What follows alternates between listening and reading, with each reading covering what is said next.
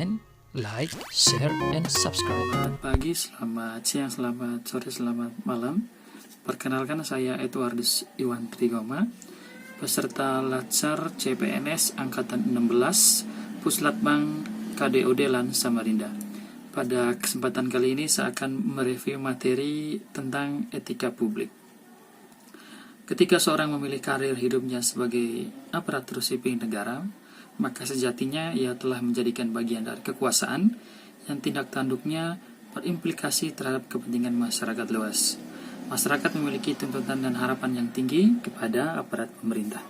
Karena itu, ASN dituntut untuk memiliki etika publik yang didasari pada norma-norma yang ada di dalam masyarakat, baik dalam lingkungan pemerintah maupun dalam lingkungan masyarakat. Lalu apa yang dimaksud dengan etika? Menurut Kamus Besar Bahasa Indonesia, ada 3 pengertian tentang etika. Yang pertama, etika itu merupakan ilmu tentang yang baik dan yang buruk, tentang hak dan kewajiban sosial.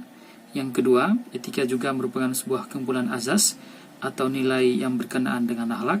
Dan yang ketiga, etika juga merupakan nilai mengenai benar dan salah yang dianut masyarakat.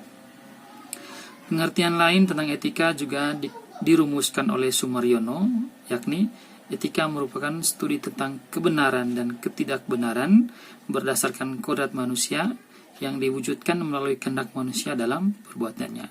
Sehingga kemudian kita dapat menyimpulkan bahwa etika merupakan sebagai refleksi atas baik atau buruk, benar atau salah yang harus dilakukan atau bagaimana melakukan yang baik atau benar, sedangkan moral mengacu pada kewajiban untuk melakukan yang baik atau apa yang seharusnya dilakukan.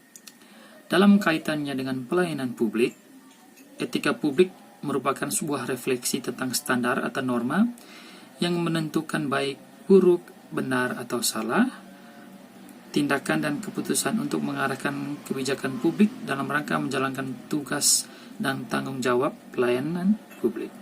Ada 3 fokus utama dalam pelayanan publik, yakni yang pertama, pelayanan publik yang berkualitas dan relevan. Yang kedua, sisi dimensi reflektif. Etika publik berfungsi sebagai bantuan dalam menimbang pilihan sarana kebijakan publik dan alat evaluasi.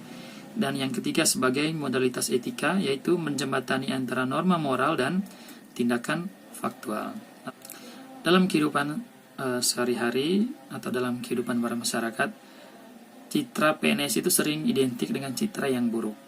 Mengapa demikian? Karena sering dijumpai berbagai permasalahan atau berbagai persoalan atau berbagai kasus yang memberitakan tentang etika PNS atau citra PNS yang memiliki citra yang buruk. Adapun permasalahan citra PNS yang sering kita jumpai dalam kehidupan sehari-hari, itu yang pertama itu adalah AIDS atau singkatan dari alpha, izin dikit-dikit sakit. Ada yang namanya asam urat, asal sampai kantor, uring-uringan atau tidur. Yang berikut ada penyakit asma, asal mengisi absen. Yang ketiga ada batuk, banyak ngantuk. Yang ketiga ada flu, Facebookan melulu. Yang ketiga ada ginjal, gaji ingin naik tapi kerja lambat. Ada lagi penyakit namanya TBC, tidak bisa komputer. Itu merupakan beberapa contoh permasalahan citra PNS. Untuk meningkatkan pelayanan publik tersebut atau untuk meningkatkan etika publik atau untuk meningkatkan citra PNS dari citra yang buruk, maka diperlukan ada yang namanya kode etik. Kode etik itu sendiri merupakan aturan-aturan yang mengatur tingkah laku dalam suatu kelompok. Sudut pandang hanya ditunjukkan pada hal-hal prinsip dalam bentuk ketentuan-ketentuan tertulis. Bagi aparatur sipil negara ada beberapa kode etik yang harus dipenuhi, di mana kode etik PNS itu tertuang dalam dokumen-dokumen, baik dokumen yang ditetapkan oleh pemerintah maupun dokumen-dokumen yang dibuat dalam instansi-instansi terkait. Yang pertama ada dokumen yang namanya ASPA, American Society for Public Administration, menyebutkan ada 9 asas sebagai sumber kode etik administrasi. Kemudian tertuang dalam Peraturan Pemerintah Nomor 11 Tahun 1959 tentang Sumpah Jabatan Pegawai Negeri Sipil dan Anggota Angkatan Perang. Yang ketiga ada Peraturan Pemerintah Nomor 21 Tahun 1975 tentang Sumpah atau Janji Pegawai Negeri Sipil. Yang keempat, Peraturan Pemerintah Nomor 30 Tahun 1980 tentang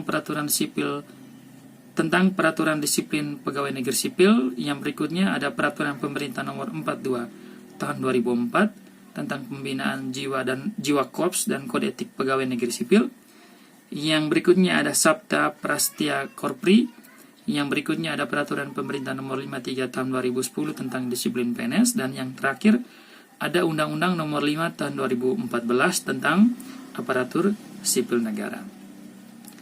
Sejatinya sebagai seorang dewasa yang normal, kita sudah mengetahui mana perilaku yang baik dan mana perilaku yang buruk. Sehingga tanpa adanya aturan yang tertulis, kita sebenarnya sudah mengetahui mana yang baik dan mana yang buruk, mana yang harus dilakukan, mana yang tidak harus dilakukan. Sebagai seorang ASN dosen, etika tentu menjadi suatu tuntutan yang harus dipenuhi. Melaksanakan perkuliahan sesuai dengan RPS, sesuai dengan kontrak kuliah, merupakan bentuk etika publik saya yang harus saya laksanakan dalam aktivitas saya sebagai seorang dosen. Di sisi lain, masuk kantor sesuai dengan aturan yang berlaku, memulai perkuliahan sesuai dengan jadwal yang sudah ditetapkan merupakan perwujudan etika saya sebagai seorang ASN. Thank you for watching and see you guys on my next video. God bless you.